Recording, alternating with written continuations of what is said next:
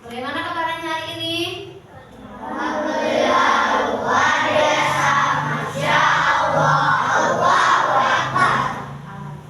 Apakah kalian sudah berdoa? Belum. Berarti kita berdoa dulu. KM, tolong dipimpin berdoa. Siapa Dede? Assalamualaikum. Waalaikumsalam warahmatullahi wabarakatuh. Seperti biasa, sebelum mulai pembelajaran adalah kita menyanyikan lagu nasional. Pancasila. Sebentar kembali. Sebelum memulai pembelajaran, Ibu akan absensi dulu kali. Untuk yang dipanggil, mohon diangkat tangannya. Aditya, Alia, alhamdulillah hari ini berarti kita semua hadir semua. Dan apa kita hari ini? Piktogram dan diagram data. Tapi pada kali ini Ibu akan menjelaskan mengenai diagram piktogram terlebih dahulu. Apakah kalian pernah sebelumnya melihat diagram gambar? Pernah tidak? Di mana? Di rumah sakit, betul. Banyak di rumah sakit. Ada yang informasi melahirkan normal, informasi sesar, gitu kan? Untuk dari data tersebut kita juga bisa membuat diagram gambar. Bagaimana caranya? Apakah kalian sudah tahu? Nah, dalam pembelajaran hari ini, dalam diagram gambar atau sering kita sebut dengan piktogram, tujuan pembelajaran hari ini agar kalian bisa mengambil data atau bisa memperoleh data. Yang kedua, bisa mengelompokkan data berdasarkan kategori. Siap buat belajar? Semangat tidak? Semangat. Seperti terlihat kurang semangat, kita tepuk semangat dulu. Tepuk semangat. Sudah semangat? Ya. Sekarang coba lihat. Di depan kalian ada contoh diagram gambar. Dalam diagram gambar ini kalian bisa lihat tidak? Memuat informasi tentang apa? Coba.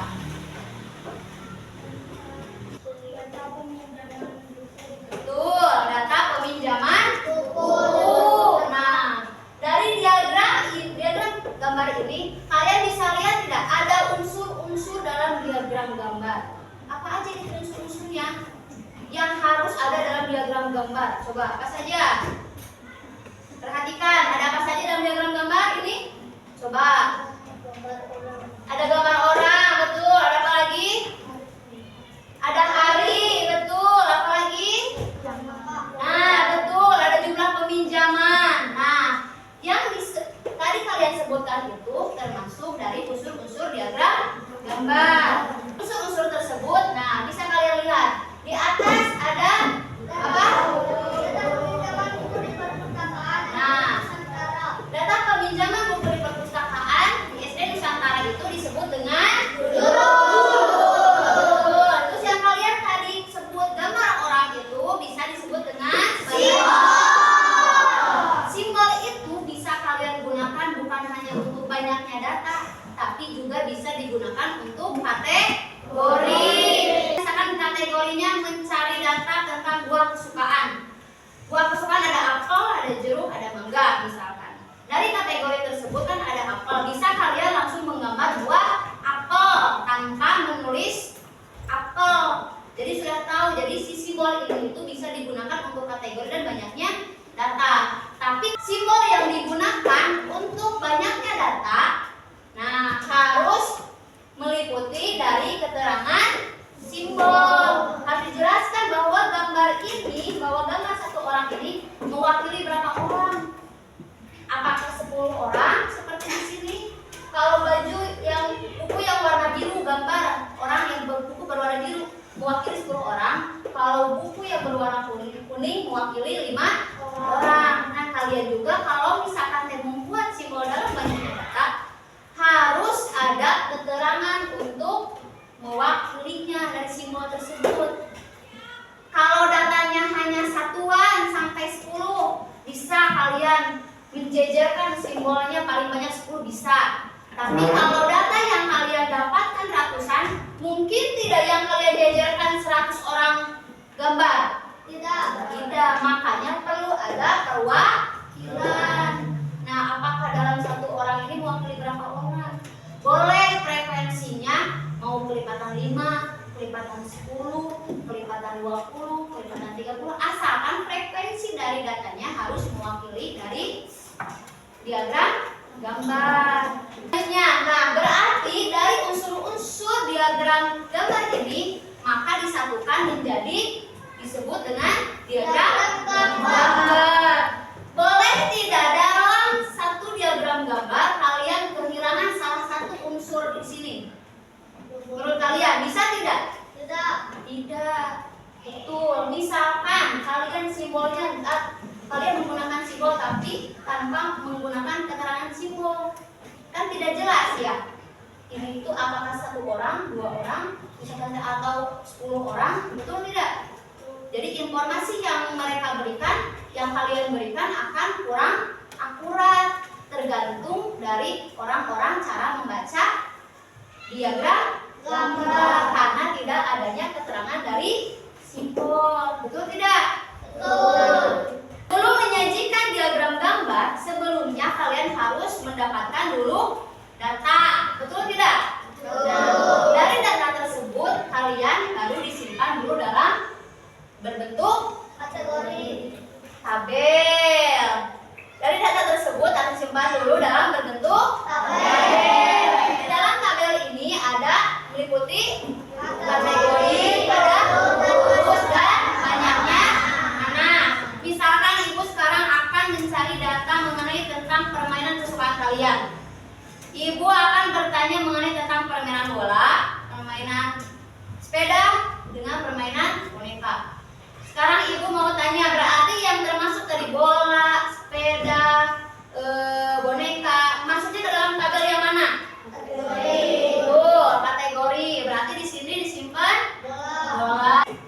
Nah, setelah menulis bagian kategori, lalu ibu akan bertanya kepada kalian, kalian suka permainan apa di antara 3 ini? Bola. Maka ibu akan menyimpannya dalam bentuk turus. 1, betul. Kemudian Sakila, apa yang Sakila sukai dari permainan ini? Bola. Ridwan?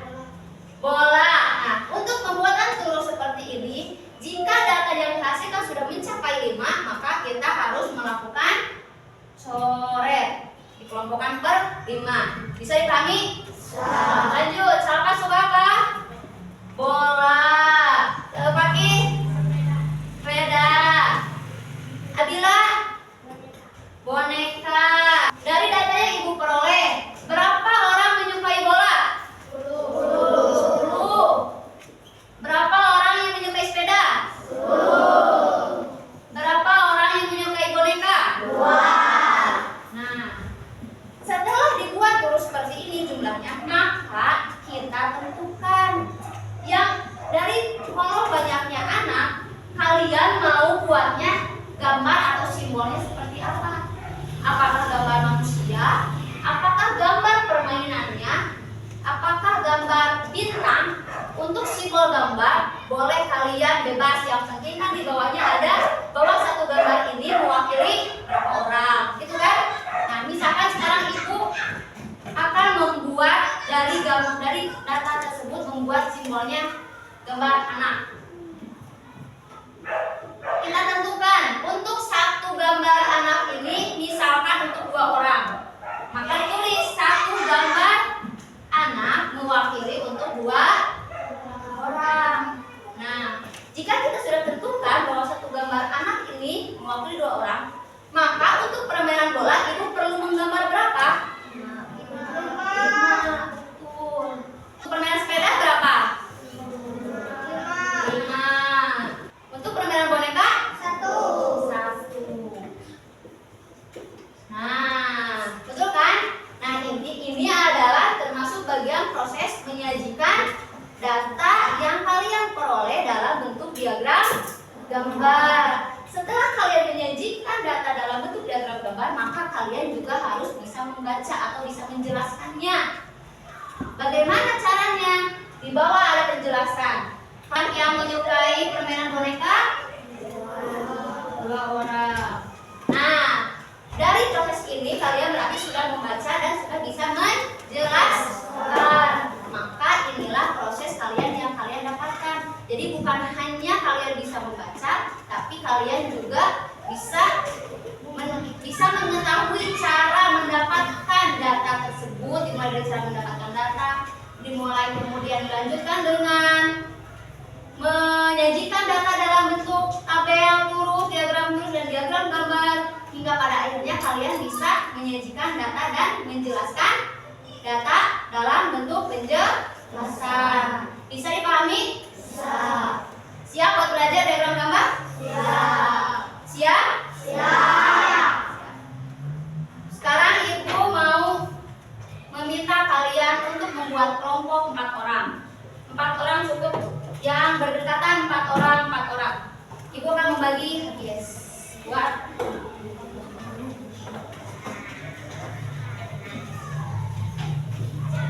kalian dibentuk dengan kelompok 4 orang. Sekarang Ibu minta kalian mencari data dari teman kelompok lain. Sekarang Ibu anggap buat ini kelompok 1, kelompok 2, kelompok 3, kelompok 4, kelompok 5, kelompok 6, ini kelompok 7. Perlu kalian tulis dulu dalam HPS ini nama kelompok kalian. Kemudian kalian cari data dulu tentang buah kesukaan. Tentang buah kesukaan, tapi kita tentukan dulu berapa jenis buah. Coba mau yang kalian buat, kita tentukan berapa jenis buah.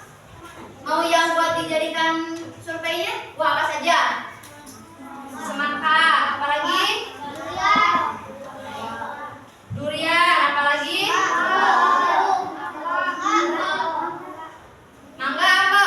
Mangga. Lanjut, apalagi? Masih mau lagi? Udah?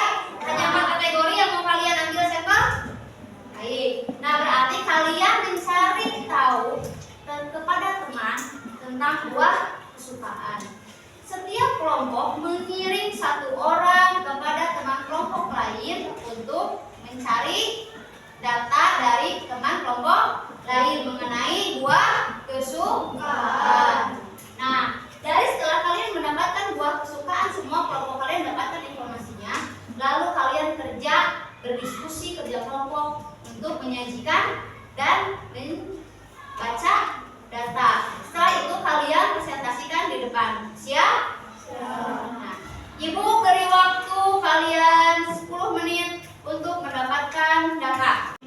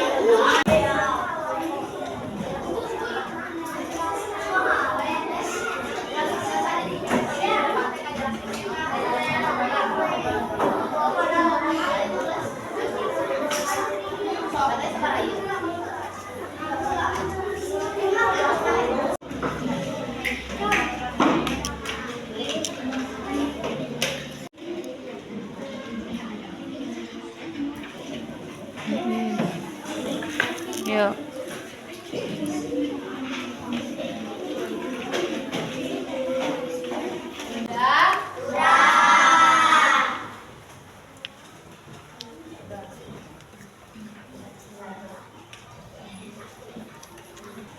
Kalau sudah, sekarang Ibu minta kalian untuk ke depan presentasikan hasil kerja kelompok kalian.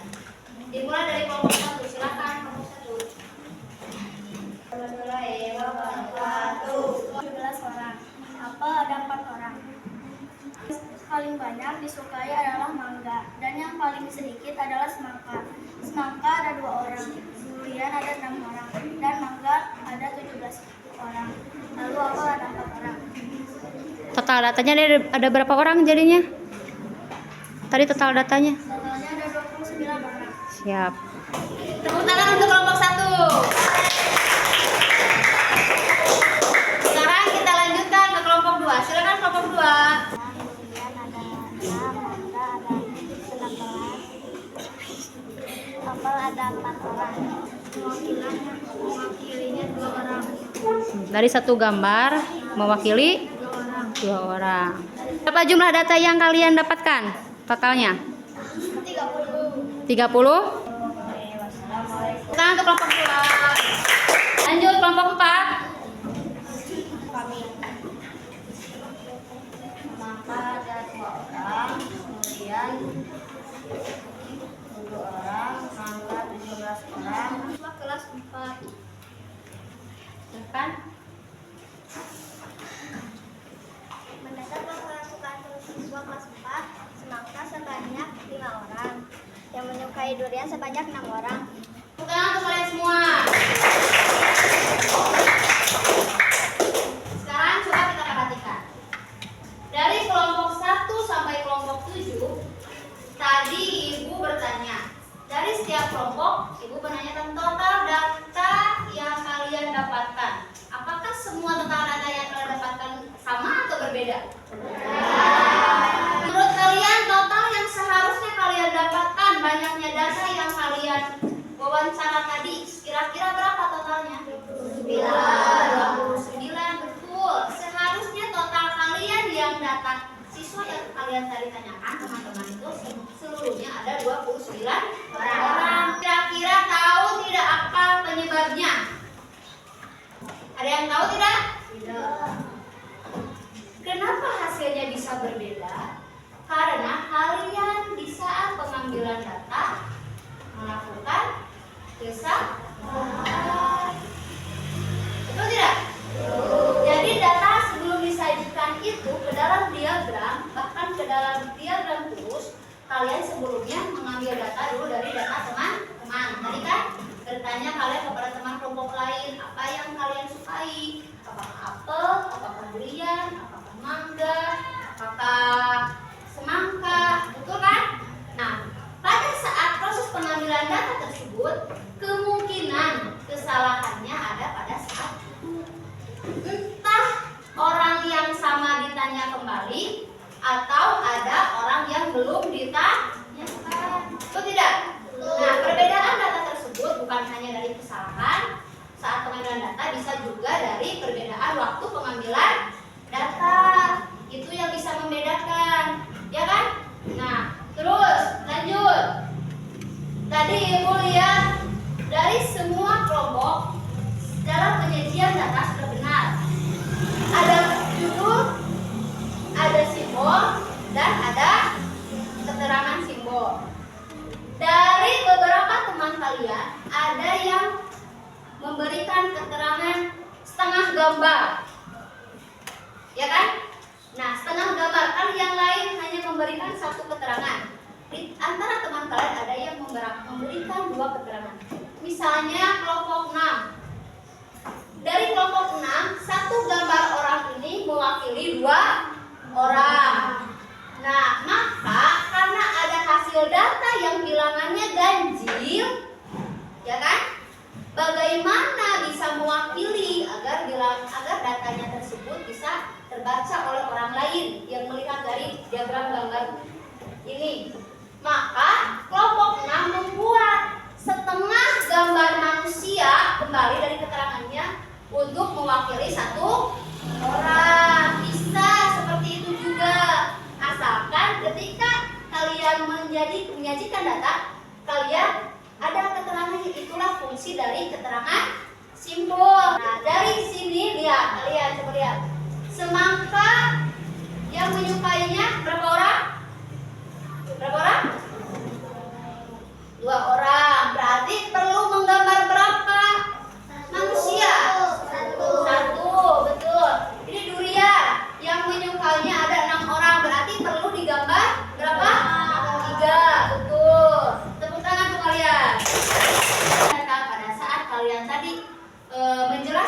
dari diagram gambar, kira-kira apa kesulitan kalian yang alami selama kalian mengerjakan diagram gambar?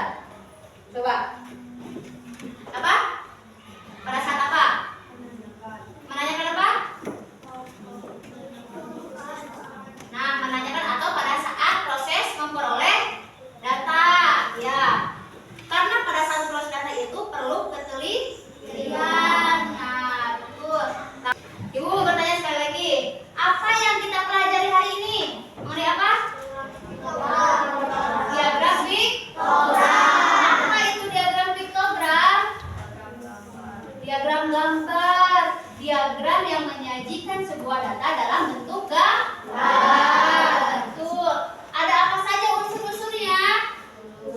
Judul, apalagi? Simbol, apalagi? Keterangan simbol. Betul. Untuk apa kira-kira tujuan kita membuat diagram gambar? Betul, agar untuk mempermudah kita pada saat pembacaan diagram. Betul. Tepuk tangan untuk kalian. Bagaimana pembelajaran ini? Bagian mana yang paling menyenangkan? Pada saat diskusi. Nah, dari kegiatan pelajaran hari ini, maka kita dapat tarik kesimpulan bahwa penyajian data itu bisa berbeda hasilnya, tergantung dari cara kita pada saat pengambilan data dan waktu pada saat kita pengambilan data. Dan data juga bisa beragam yang kita bisa dapatkan dalam diagram. Untuk mendapatkan diagram bisa misalkan saya mencari tentang nomor ukuran sepatu, bisa mencari mengenai tentang golongan darah, bisa mencari mengenai tentang warna kesukaan, ya kan? Bisa mencari apa lagi? Coba. Apa? Hewan peliharaan, buah kesukaan, apa lagi? Tempat favorit, bisa. Semua kegiatan kita sehari-hari bisa kita jadikan dalam informasi yang lebih ringan dan lebih gampang dibaca dengan cara membuat apa? Diagram gambar. Nah, alhamdulillah bisa dimengerti? Bisa. Sebelum kita akhiri pembelajaran hari ini, Ibu ada sesuatu mengenai diagram piktogram. Nah, jadi bareng-bareng.